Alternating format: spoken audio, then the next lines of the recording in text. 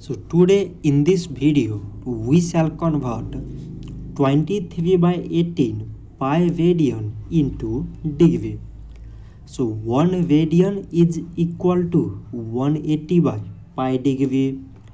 So 25 by 18 pi radian is equal to 180 by pi into 25 by 18 pi degree. So now we can cancel both pi.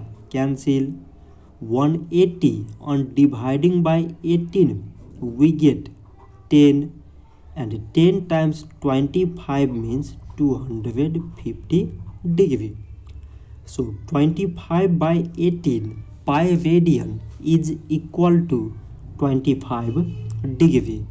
So this much for today, and thanks for watching.